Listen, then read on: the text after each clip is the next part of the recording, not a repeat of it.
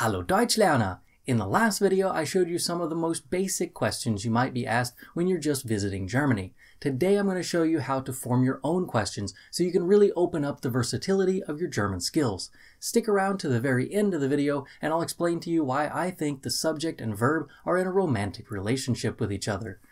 Aww. Before we can get into the formation of questions, we need to first take a step back and look at the formation of statements, so you understand what's going on when we switch to a question. Statements generally start with the subject of the sentence, the person or thing that is doing something in the sentence. The next thing is the verb, which is changed to match the correct form for the subject. After that, we have a variety of different things, but to keep things simple for today's lesson, we are going to refer to these things as other stuff.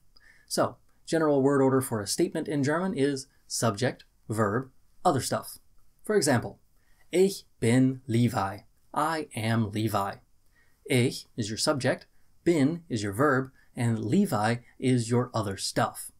Der Mann geht nach Hause. The man is going home. Der Mann is the subject, geht is your verb, and nach Hause is your other stuff. Wir kaufen die Bahnkarten. We are buying the train tickets. Wir are your subject, kaufen is the verb, and die Bahnkarten are the other stuff.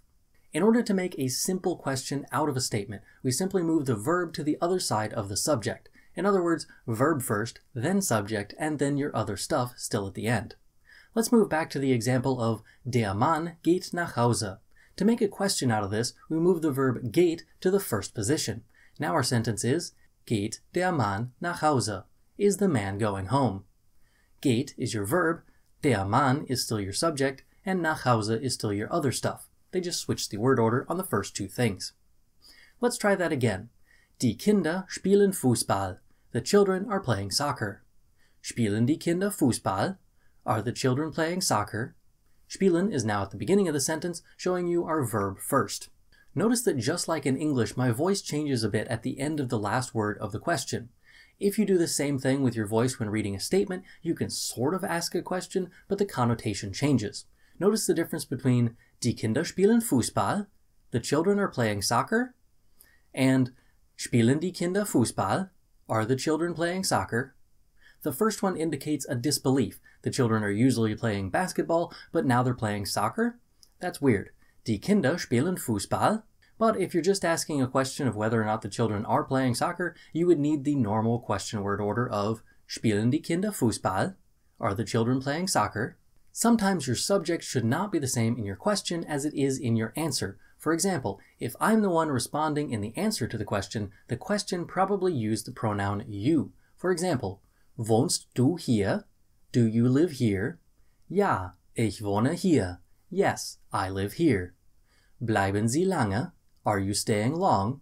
Nein, ich bleibe nur 2 Tage. No, I am only staying 2 days. I only bring this up because it isn't always obvious that this needs to change when you are first learning German. It feels obvious once you learn it, but before that it seems kind of confusing. It's a good reminder that the subject and verb must always agree, which is why our verb changes between the question and the response. The questions I've shown you so far are a bit boring, however, as we don't yet have question words. Question words are technically called interrogative pronouns. The reason I mention this is because pronouns replace things in sentences. The subject pronouns that I talked about in Lesson 8, for example, replace nouns that are the subject of the sentence. When you use a question word in a question, you are indicating that there is a lack of knowledge on a part of the sentence. The answer to the question no longer has the question word in it, as the question word has been replaced with the formerly missing information. Think of the question words as placeholders for more substantive information. The first question word you need to learn is was, which means what, and is mostly used like it is in English. For example, Was kaufst du? What are you buying? Ich kaufe ein Sofa. I am buying a sofa. Was ist das? What is that? Das ist ein Döner. That's a Döner kebab. Was denkst du darüber? What do you think about that? Was can either be the subject of the sentence, as it was in the question Was ist das? Or it can be the object like it was in the question Was kaufst du? Du is the one buying something in that sentence. The something being bought was the object was. I mention this because if the question word was is the subject of the sentence, the conjugation of the verb is usually the third person singular, sie, es form of the verb. For instance, Was steht in der Ecke? What is standing in the corner? The conjugation of the verb can be in the third person plural, sie form, if you know that was refers to more than one thing. For example, was sind diese Dinge? What are these things? It's important to note that technically Dinge are the subject of the sentence along with was due to the special nature of the verb sein, which again I'll talk about in a few weeks. Next up we have the question word wo, which means where in English. This is great for asking where things are, which is pretty important when you're first visiting Germany. Keep in mind that in contrast to was, the question word wo can never be the subject of the sentence with the exception of sein, which means you are not restricted to the third person singular, er, sie, es, or plural, sie forms of the verbs. Here are a few examples of how you can use the question word wo. Wo finde ich die Toilette? Where do I find the toilet? Wo lebst du jetzt? Where do you live now? Wo beginnt das Rennen? Where does the race start? Wo ist deine Mutter? Where is your mother? Wo warten wir auf den Bus? Where are we waiting on the bus? Wo lernt ihr Deutsch? Where are you learning German? Wo gehören diese Bücher? Where do these books belong? The next question word you need to know is wer, which means who in English. The official rules for wer and who are supposed to be the same, but English speakers don't really seem to care anymore what the difference between who and whom is, which leads to some problems when trying to ask questions in German. Short version, who is always the subject of the sentence, but whom is not. That's all that really matters for now. Wer is always the subject of the sentence. We use it to ask about a person who is doing the action of the sentence. It's also used exclusively to inquire about people or, in rare cases, personified animals. Wer and wo are often difficult for English speakers to grasp because wo looks like who but means where, and wer looks like where but means who. The way I remember it is that you can answer the question wer with er, which is simply the question word without the W at the beginning. This is also good for reminding you that the conjugation of the verb when this question word is used is the same as the third person singular er, sie, es form.